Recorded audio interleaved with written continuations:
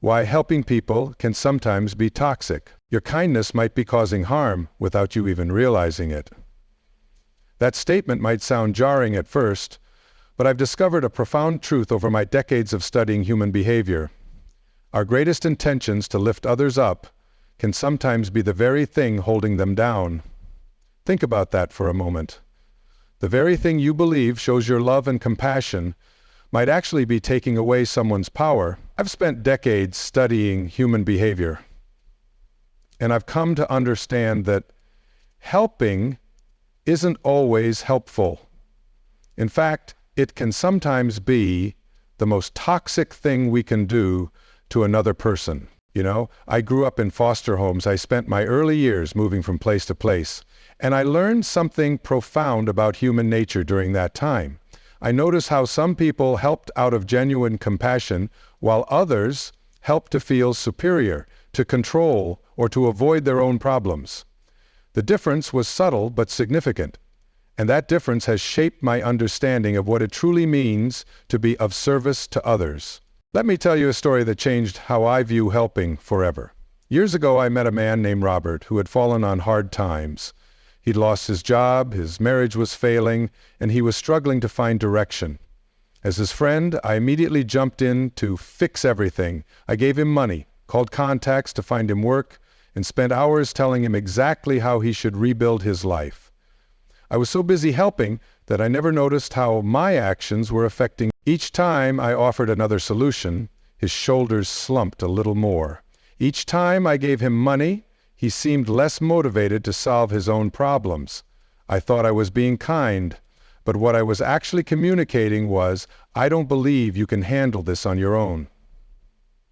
I was robbing him of the opportunity to discover his own strength. My help was reinforcing his belief that he was incapable. The turning point came when Robert looked at me one day and said, "Wayne, I appreciate everything you're doing, but you're making me feel useless." His words hit me like a lightning bolt. I realized that my help wasn't serving him, it was serving me. It made me feel good, it made me feel important. It gave me a sense of purpose, but it was stealing his opportunity for growth and self-discovery. That's when I began to understand the toxic nature of certain kinds of help. This brings me to something critical most people miss. When we help others, we must ask, who is this? Do you get to be the expert, the savior, the indispensable friend? These are uncomfortable questions, but they're necessary if we want our help to truly serve others rather than ourselves. I've observed that when help comes from the ego, three things happen.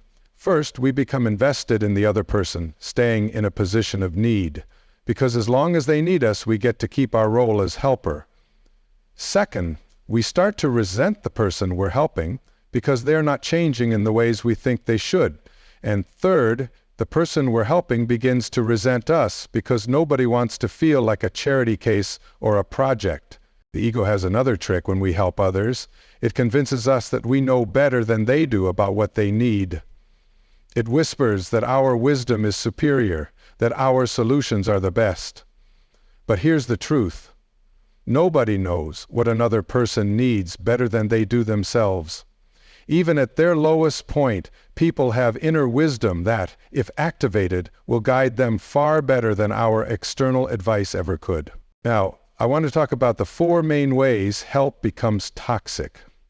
Understanding these patterns can transform how you show up in your relationships and how you offer support to those you care about. The first form of toxic help is what I call rescuing. This happens when we step in to save someone from the natural consequences of their actions. Maybe it's the parent who repeatedly bails their adult child out of financial trouble, or the friend who always makes excuses for someone's bad behavior. When we rescue others, we prevent them from experiencing the very challenges that would help them grow. We think we're being kind, but we're actually saying, "I don't trust you to handle this on your own." I remember counseling a mother whose 32-year-old son still lived at home, didn't contribute financially, and showed no signs of independence. She cooked his meals, did his laundry, and gave him money whenever he asked. She came to me desperate because he seemed stuck, and she couldn't understand why. The answer was simple: Her help was keeping him comfortable in his stagnation.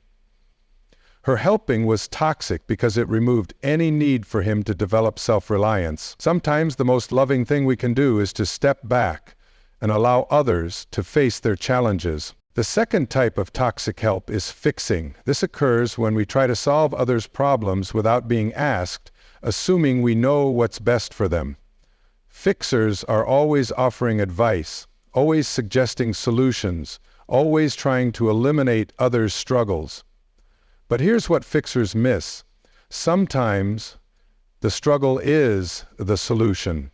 Sometimes working through a problem is exactly what a person needs to develop confidence and clarity. Think of a butterfly struggling to emerge from its cocoon.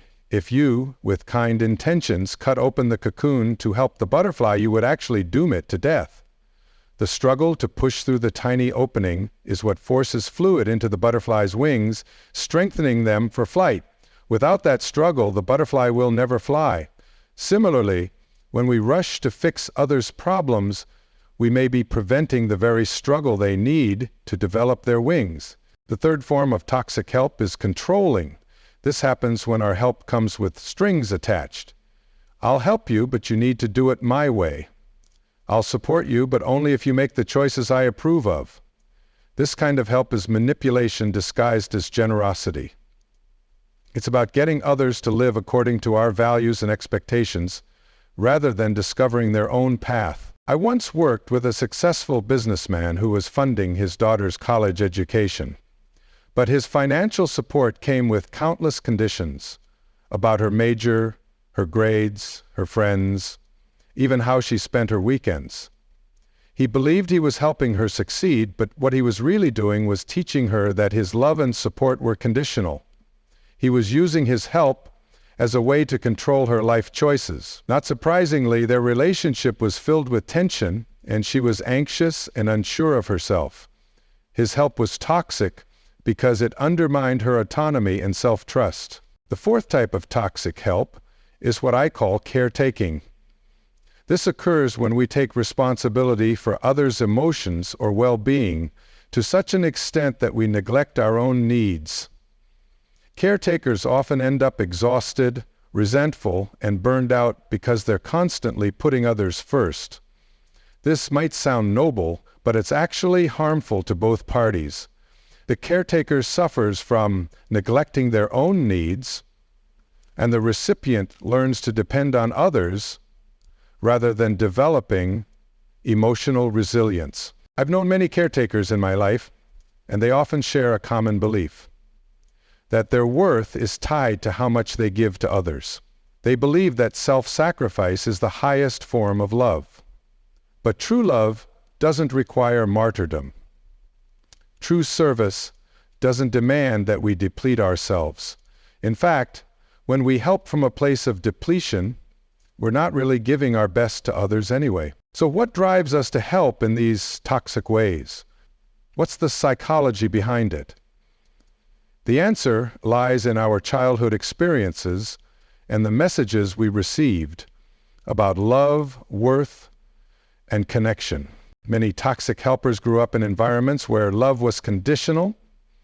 Perhaps you learned that you were valued when you were useful, when you put others first, when you were the good child. Maybe your role was to be the responsible one, the peacemaker, or the emotional support. These early experiences shape our helping behavior in adulthood. Others help compulsively because it gives them a sense of control. If I can fix your problems, then I don't have to face my own feelings of powerlessness. If I can be the hero in your story, then I don't have to deal with my own inadequacies. Helping becomes a way to avoid vulnerability. Some people help others as a way to earn love and acceptance. There's a hidden transaction. If I do enough for you, you'll never leave me. If I make myself indispensable, you'll have to keep me around. This kind of helping comes from a fear of abandonment, rather than from genuine care. And for many, helping is tied to identity. I am a helpful person. becomes so central to how they see themselves that they don't know who they would be if they weren't constantly helping others.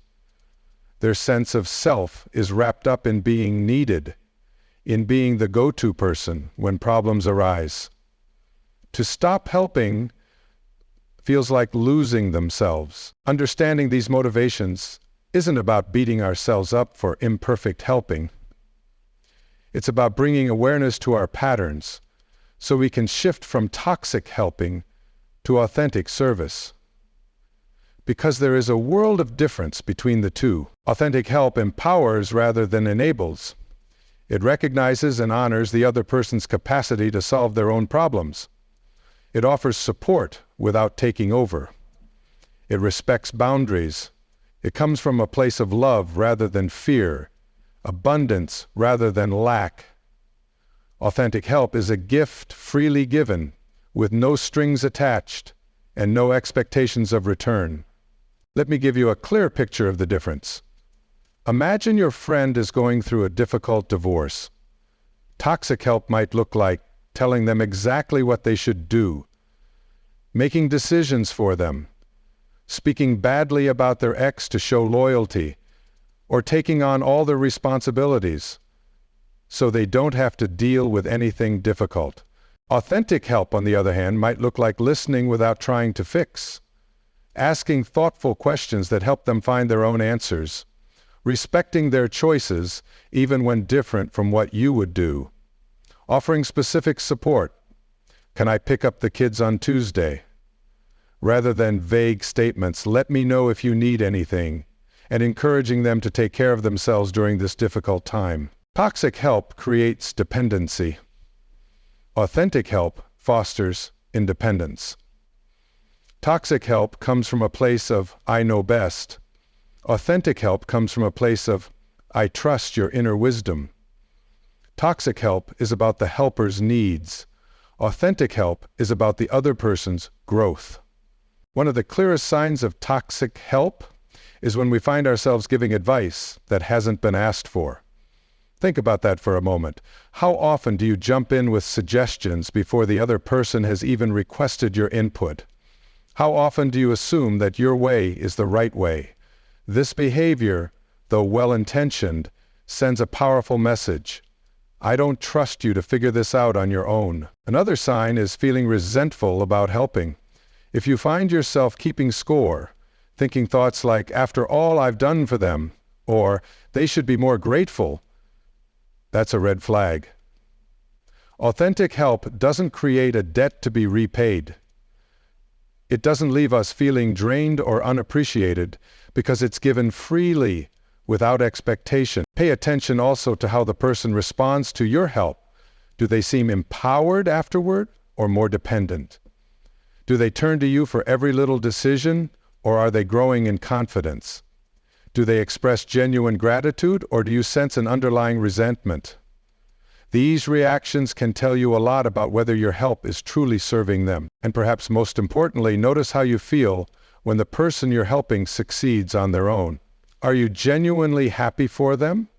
Or do you feel a little threatened by their independence? Toxic helpers often have a subconscious investment in others remaining needy because their identity and purpose are tied to being needed. So how do we transform toxic help into genuine service? How do we ensure that our good intentions actually lead to good outcomes? It starts with a fundamental shift in perspective. First, we need to release the need to control outcomes. When we help others, we often have a specific result in mind. We want them to make the choices we think are best. We want them to use our help in particular ways. This attachment to outcomes turns our help into a form of control. True service offers support without dictating how that support should be used. Second, we must learn to respect others' autonomy. Every person has the right to make their own choices, even choices we disagree with, even choices that might lead to pain or failure, because those experiences are often their greatest teachers. Respecting autonomy means offering your perspective when asked, but ultimately honoring their decisions. Third, we need to check our motivations regularly. Before jumping in to help, pause and ask yourself, why am I doing this? Is it truly for them, or is it meeting some need of my own? This simple practice can transform your helping from toxic to therapeutic. Fourth, we must get comfortable with boundaries.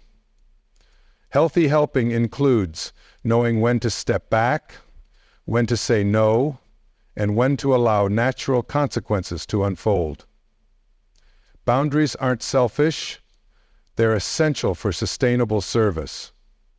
Without them, we burn out, and our help becomes less effective over time. And finally, we need to cultivate faith in others' capacity to grow and solve their own problems. Sometimes the most powerful help we can offer is simply believing in someone when they don't yet believe in themselves. This faith communicates a powerful message. I see your strength, even when you don't. Tute itotat ito kapitio froko serito. Now, let's talk about practical steps you can take to ensure your help empowers rather than diminishes others.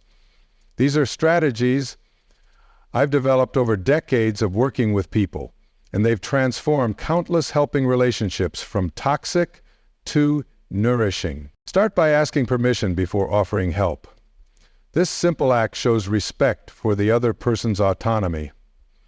Instead of saying, "Here's what you should do," try asking, "Would you like to hear my thoughts on this?" When you do offer advice, present it as an option rather than a directive. One approach you might consider is, leaves room for the other person to decide what's right for them. Learn to listen more and fix less. Often people don't need our solutions. They need a compassionate witness to their struggle. The simple act of truly listening can be profoundly healing and gives them space to find their own answers. Practice what I call side-side helping rather than top-down helping. Side-by-side helping means walking with someone through their challenge rather than positioning yourself as the expert. It's collaborative rather than hierarchical. It says, we're in this together, not I'm here to rescue you. Get comfortable with others' discomfort. When we see someone struggling, our instinct is to alleviate their pain, but sometimes that discomfort is necessary for growth.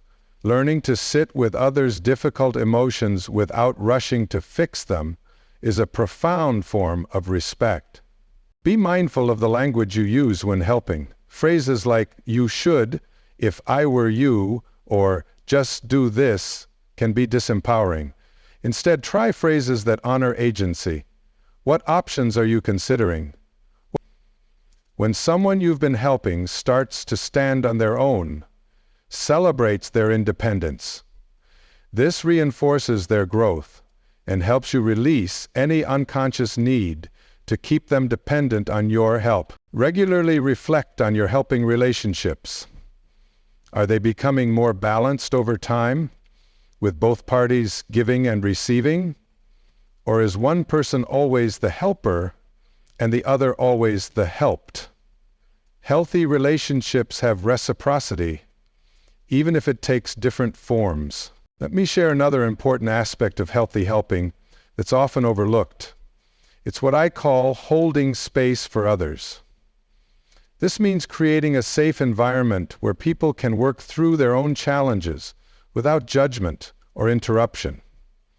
When we hold space for someone, we're fully present with them, but we're not trying to direct their experience or rush them to a resolution. I once had the privilege of watching a master teacher work with a student who was struggling with a difficult concept. Rather than jumping in with explanations or answers, the teacher simply sat quietly beside the student, occasionally asking a thoughtful question, but mostly just being present as the student worked through the problem. The teacher's face showed complete confidence in the student's ability to figure it out. There was no impatience, no subtle signals that the student should hurry up or do it differently. After about 20 minutes of struggle, the student's face lit up with understanding. "I got it!" he exclaimed. The joy and confidence on his face were remarkable. Had the teacher stepped in earlier to help by providing the answer, the student would have been robbed of that moment of breakthrough, that experience of his own competence. This is what holding space looks like. It requires us to manage our own discomfort with someone else's struggle. It requires trust in the other person's capacity. But it's also the most empowering form of help we can offer. Another crucial element is timing. Sometimes the issue isn't what we do to help, but when we do it. Premature help, stepping in before someone has had the chance to try solving a problem, can communicate a lack of faith in their abilities. But delayed help, waiting too long when someone is genuinely stuck, can lead to unnecessary suffering. How do we know the right timing? By paying close attention to the other person rather than to our own impulses. Are they still actively engaged in trying to solve the problem? Have they had sufficient opportunity to use their own resources? Have they explicitly asked for help? These questions can guide your timing. I learned this lesson powerfully from my mother. She was raising me alone after my father left when I was very young. Money was tight, and there were many times she could have asked her family for financial help. But she told me years later that she had a specific policy about asking for help. "I never ask until I've tried everything I can think of first." This wasn't about pride. It was about self-respect and developing resilience. She wanted to know her own capacity before turning to others. Because of her example, I developed a similar approach in my own life. When facing challenges, I first ask myself, what can I do with my own resources to address this? This practice has led to numerous creative solutions and a deep confidence in my ability to handle difficult situations. Had well-meaning people jumped in to help me at the first sign of struggle, I might never have developed this self-reliance. This brings me to another insight about helping. Sometimes the most helpful thing we can do is simply to challenge someone's limiting beliefs about themselves. So many people go through life with false narratives about what they can and cannot do. I'm not good with money. I'll never be able to maintain a healthy relationship. I'm just not a confident person. These beliefs become self-fulfilling prophecies that keep people stuck.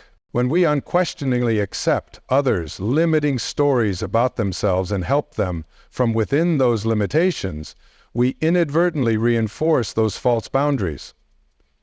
But when we consistently reflect back their capacity, when we question those limitations, when we hold a vision of their potential that's bigger than what they currently see for themselves, that's transformative help. I remember working with a woman who believed she was bad at public speaking.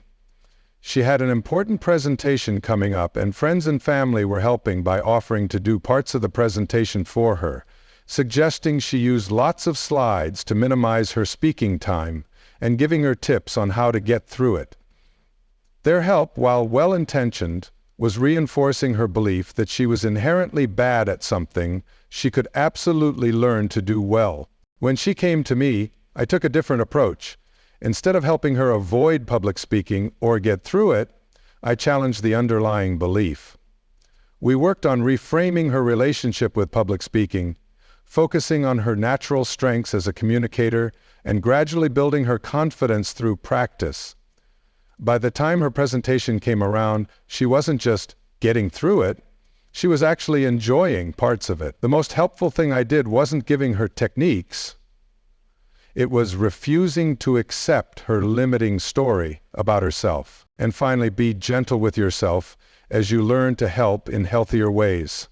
Changing patterns that have been with us for decades isn't easy. You'll make mistakes. You'll slip back into old helping behaviors sometimes. That's okay. Key is to notice when it happens, recommit to empowering rather than enabling, and keep growing. As we come to the end of our time together, I want to leave you with this thought. The highest form of help is not doing for others what they can do for themselves. It's creating conditions where they can recognize and use their own power. It's standing witness to their capacity rather than swooping in as their savior. I believe that each of us has within us all the wisdom and strength we need to navigate our lives. Sometimes that wisdom gets clouded by fear, by past conditioning, by society's messages about who we are and what we're capable of. The greatest gift we can offer each other is not solutions to problems, but a mirror that reflects back our inherent wholeness. So the next time you feel the urge to help someone you care about, pause. Ask yourself if your help will foster dependency or independence.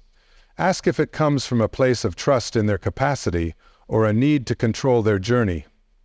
Ask if you're giving to get something in return, or giving as an expression of genuine love.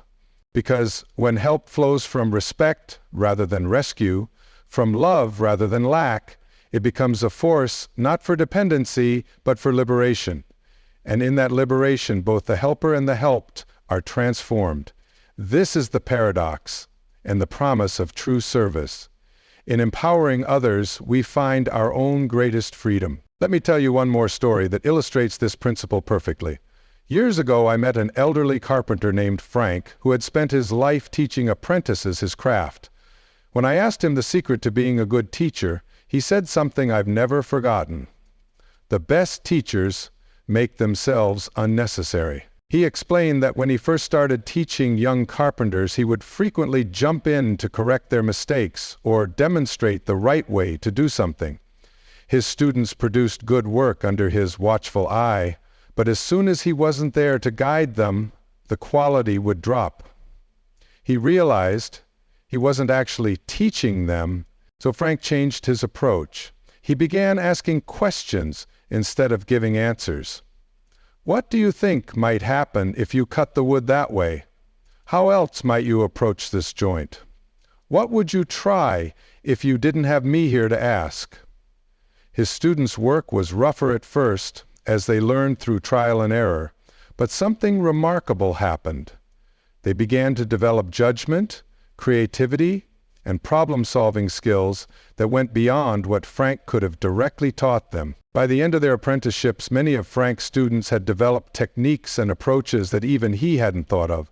Some went on to become master craftsmen who pushed the boundaries of traditional woodworking. Frank beamed with pride when he told me this, saying, "They've gone further than I ever could because I stopped trying to make them into copies of myself and instead helped them become the best versions of themselves." That's the essence of non-toxic help. It doesn't create clones or dependence. It empowers others to discover and express their unique gifts. It's not about making people need us. It's about helping them recognize that they have within themselves everything they need already. When we help in this way, something magical happens. We stop seeing others as projects to fix or people to save. We start recognizing the inherent wholeness in every person we meet.